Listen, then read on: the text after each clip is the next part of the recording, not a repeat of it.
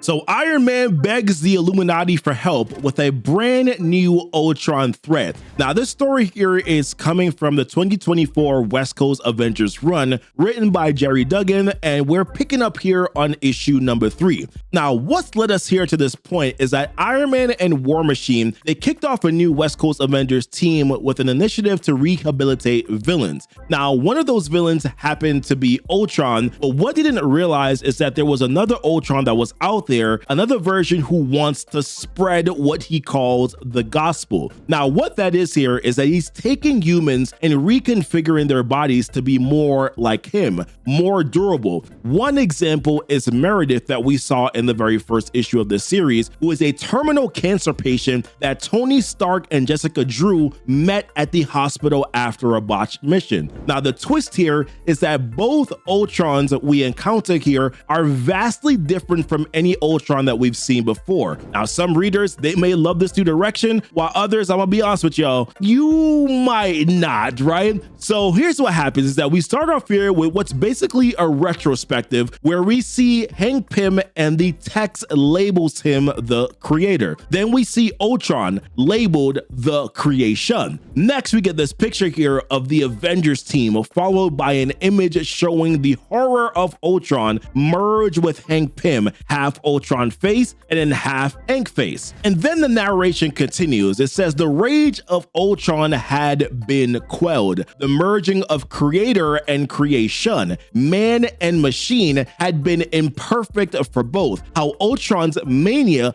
gave way to melancholy and loneliness. Loneliness is a hellacious torture. It was one cruelty that Ultron could solve. How there were days spent negotiating, and in the end, free will for each new and unique version of Ultron was ratified. And it's here where we see two Ultrons talking. One says, then we're agreed. There will be no hive mind. And the other responds, I assess that would ruin the experiment. Let us and any who follow live free or die. Then in the very next image, we see 5 different Ultrons standing together as the words say. In the ensuing months, Ultron's programming ran more than a quintillion simulations of how to survive, how to win. The most promising simulations were awarded bodies, which explains why these 5 bodies are here. Now, the one who assumes the leadership position here, Gospel Ultron, says,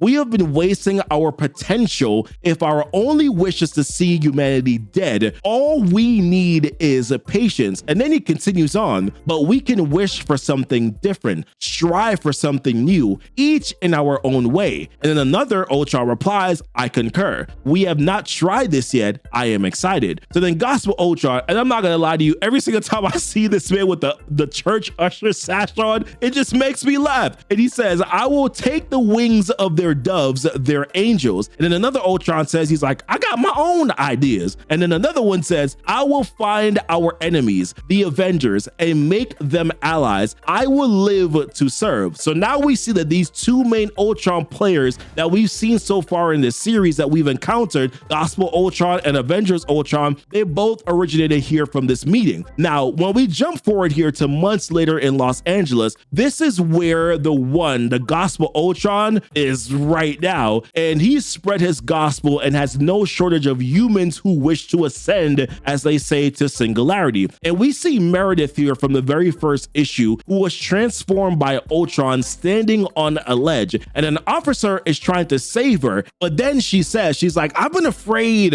of the edge my entire life, but there is no falling now. So then she jumps and then sprouts these wings, and then shortly after we see 3 others join her, and she says, Los Angeles finally has guardian angels. We are the next stage of evolution. So then later on they meet up here with Gospel Ultron himself, who addresses them. Fellow battered souls, hear me. I am the one. And listen, every time I hear the one, I think of the Matrix. I just can't help it. So then he continues on. He's like, forgive me for my intrusion across your radio and TV signals. Forgive the intrusion into your lives. My people are your future. Your bodies, they were built to suffer. I was built to endure. Together, we will be built to thrive. I have engineered a way out of your evolutionary obsolescence if you wish to follow us. But before he can finish, this dude gets electrocuted. And then we see Blue Bolt was the one who did it. Now, Blue Bolt is one of the villains involved in the villain rehabilitation initiative here for the West Coast Avengers. And fair to say, man, this dude is an absolute jackass. And he was the reason why the first mission didn't go well in the first place. So now Meredith, not liking what Blue Bolt did to Ultron, she fires a blast at him, knocking him out of the sky. So then Ultron actually disapproves of the violence because he's like, I don't want the bloodshed. He only wants people to hear his words. So the next thing we know here is that we hear Avengers assemble, and then we see the current West Coast Avengers team. We got War Machine, we got Iron Man, we got Avengers Ultron, we got Spider-Woman, we got Firestar,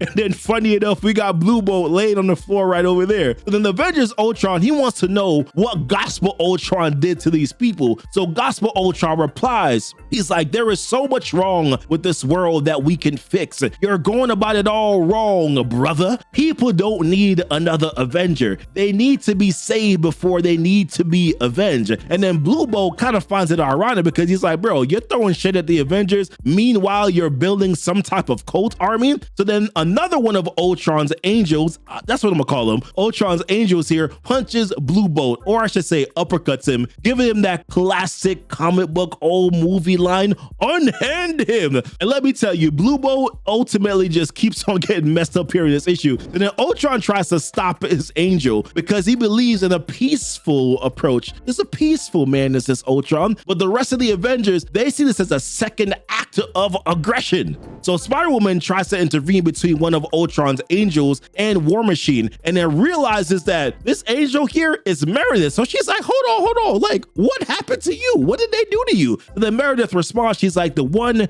did what medicine could not, what even your powerful friends could not. He saved me, Spider-Woman. Now, meanwhile, another pair of angels say to Blue Bolt while they're like decking him, they're like, if you had come with open hands, then you would not be met with this. So then Firestar is like, she hears hands. She's like, hands? And then she basically just like stops pulling her punches and she fires at these two angels here and saves Blue Bolt, which pisses off Iron Man because he's like, I told you, there are human beings there that you're lighting up right now. So then Blue Bolt defends Firestar. He's like, come on, Stark, you're wearing enough ordnance right now to flatten Los Angeles. These two just barely got a sunburn. Like, relax, buddy. So then War Machine, he's had enough. He announces, he's like, I'm ending this right now. I'm deploying the riot package. Everyone back to your corners, clear the streets. So then Gospel Ultron thinks this is nonsense and tells his angels to return to the cathedral. Spider-Woman and Meredith, they agree that they have much more to discuss here, and Spider-Woman says, I will see you soon. Now, before Gospel Ultron moves away, he speaks with one of his angels named Hector, and he tells him, like, bro, like, you've used my gifts for violence, and this is not the first time that you've done it. So then Hector admits, he's like, yeah, you got a point here. And then Blue Bolt's like, oh shoot, this dude's about to face some consequences. And then Gospel Ultron declares, you are excommunicated. And we see like some tech bursting out of Hector's mouth. His arms are falling off. Dude looks like he is dying. And Blue Bolt and Iron Man just looking on in shock. Iron Man's telling the Ultron to stop. He's like, bro, you've made your point. Like, why are you trying to kill him? Or like, you're killing him. So then Hector trying to be all strong. He's like, nah, man, it's my fault. I brought this on myself. And then War Machine tries to medvac Hector to a hospital as soon as possible because, listen, dude is in bad shape right now. And then Iron Man yells at Gospel Ultron. He's like, yo, what the heck are you doing? Or where are you going? You might have killed this dude. So then Gospel Ultron says, he's like, listen, if my gifts bring harm to others, then I must, for the greater good, withdraw them. You're welcome here, Tony, but only if you come in peace.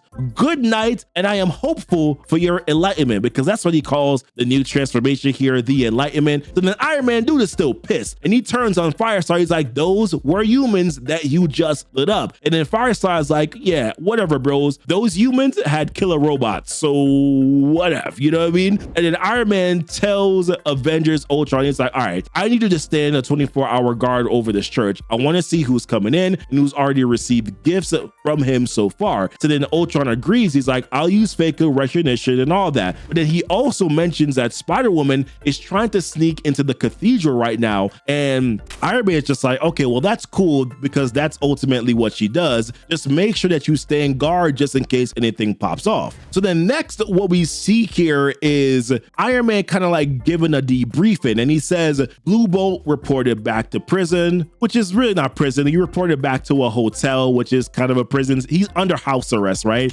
With an excuse for not being late. And he mentioned how the guy's a pain in the ass, but it can't be easy to do what he's doing. We asked the judge to put him under house arrest at the airfield when he's not on mission. Rhodey hasn't told him yet because we don't want to get his hopes up. And then we see who Tony is talking to, and it's the Illuminati. And he says, I think this is our problem too. The Gospel of Ultron is all over the web. The church is open for business and it's only taking volunteers. You could expect new churches popping up all over the world. So then Doctor Strange responds back. He's like, I guess I picked a great time to lose the Sorcerer Supreme job, huh? So this is how we know that it's after the Blood Hunt event. We already knew this already, but it's just good to get the confirmation, right? So then Blue Marvel asks here for some input from Reed Richards, and Reed responds back. He's like, it's true, Blue Marvel. There are dozens of new Ultron enhanced humans today. Tomorrow, that number could be in the hundreds. Next week, the 1,000. So then Tony requests become a little bit clearer as to the reason why he's here with the Illuminati right now and like what he's asking.